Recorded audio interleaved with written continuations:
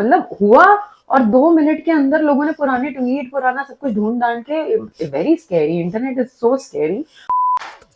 Hello everyone, this is Monisha. और जो आज सुबह सुबह उठ के ये जो खबर देखने को मिली है, मतलब आपने थंबनेल तो पढ़ ही लिया होगा, देख ही लिया होगा, टाइटल देख लिया होगा, पता तो है वीडियो के बारे में।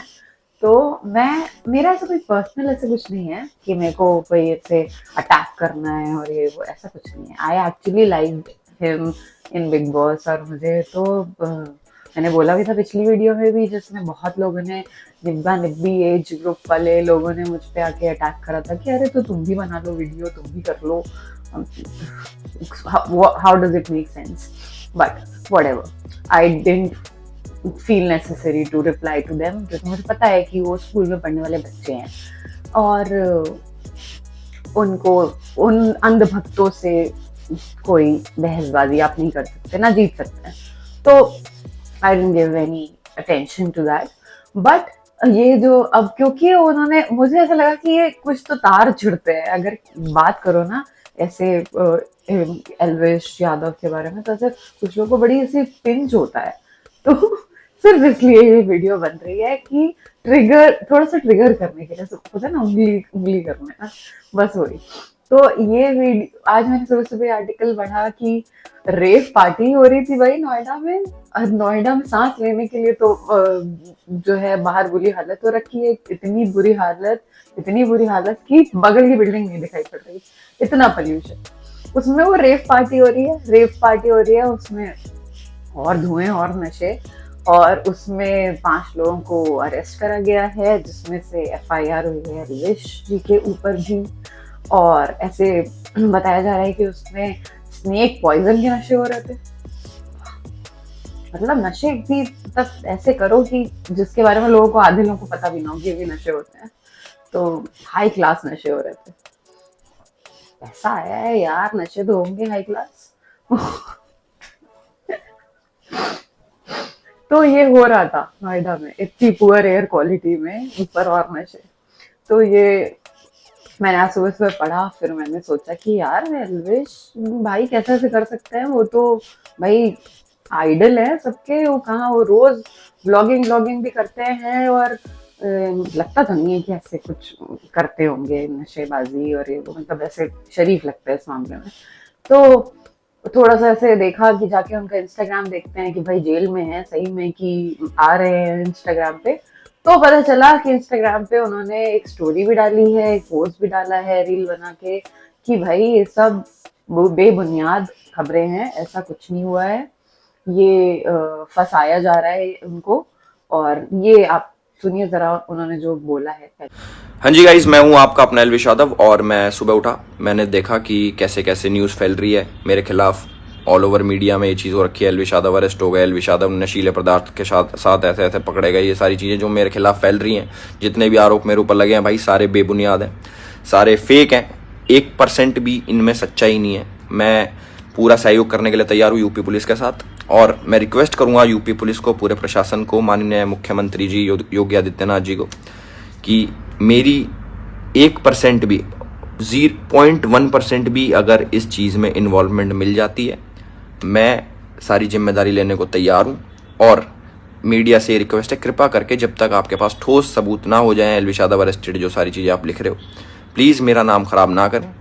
और ये जितने भी इल्ज़ाम लगे इनसे मेरा कोई लेना देना नहीं है, दूर दूर तक, 100 मील तक मेरा कोई लेना देना नहीं। अगर ये प्रूव होते हैं तो मैं उसकी जिम्मेदारी लेने के लिए तैयार हूँ। हाँ, तो ये ऐसे उन्होंने बोला कि भाई उनका 0% इन्वॉल्वमेंट है, अगर कहीं से आ जाए तो वो बिल्कुल, मतलब उन्होंने बोला है कि वो बिल्कुल अगेंस्ट हैं इसके, और वो नशा वशा नहीं करते हैं, और इस तरह की फेक खबरें उनके बारे में ना फैलाई जाए। और जो न्यूज चैनल ऐसा कर रहे हैं, उन्हें ऐसा नहीं करना चाहिए। एक्चुअली क्या है ना, इनका थोड़ा सा ऐसे लव हेट रिलेशनशिप टाइप का हो गया कुछ। एक certain kind of meme pages हैं जो बिल्कुल एकदम प्रो एल्विश यादव है, तो उनके एंड से आपको, वो जो भी पीआर टीम करती है बैक एंड में काम, उनके एंड से आपको सारे प्रो भाई पेज मिलेंगे, सारे प्रो पोस्ट मिलेंगे कि हाँ मतलब उनके ऐसे राव साव वाला ट्रैक वाला पोस्ट। और एक पूरा सर्टेन एक चैनल सा है जो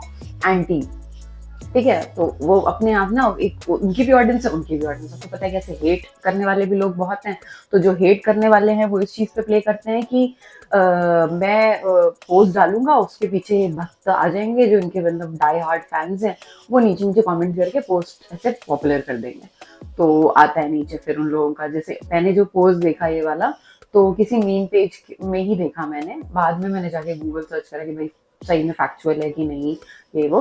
तो पहले तो सुबह उठते हो इंस्टाग्राम ही देखते हो, तो इंस्टाग्राम पे स्क्रॉल करते हो, पहले तो मीम पेज का ही पोस्ट देखा कि एल्वेश यादव अरेस्टेड, सीधा अरेस्टेड ही था उसमें। वो तो पोस्ट डिलीट कर दिया उन्होंने, मैंने स्क्रीनशॉट नहीं लिया, मुझे ले लेना चाहिए था, लेकिन वो डिलीट हो गया, बाद में डिलीट कर दिया होगा जब पता चला होगा कि अरे फेक न्यूज़ है।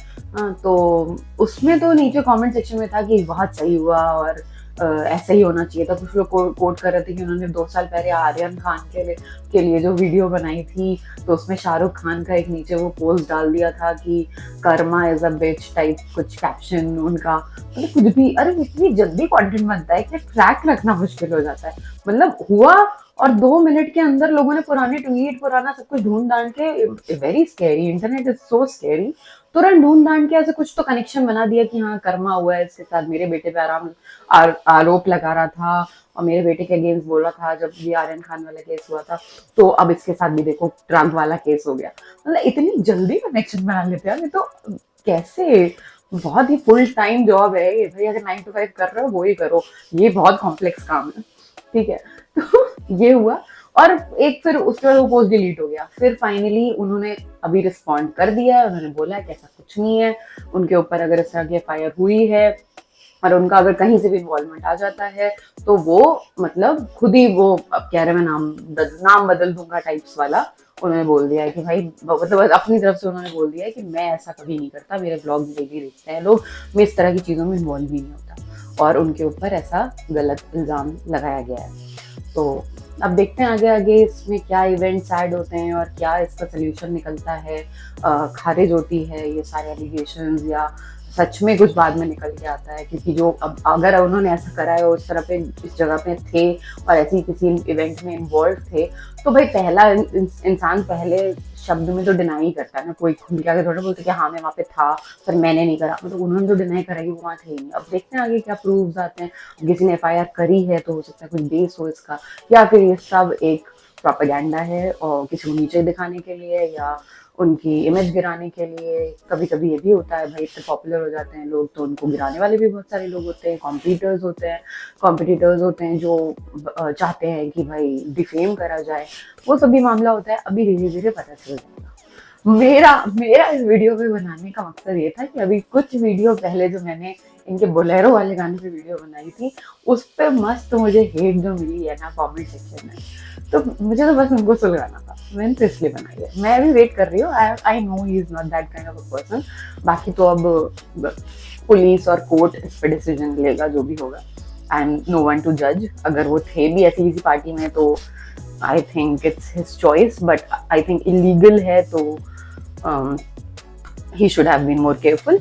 और दूसरी चीज कि नहीं किया है तो वेल एंड गुड, जितना मुझे लगता है कि नहीं किया होगा, और ये डिफेमेशन वाला ही केस है, because I think he is not that kind of a person who gets involved in something like drugs and everything. तो that's all I had to say about this.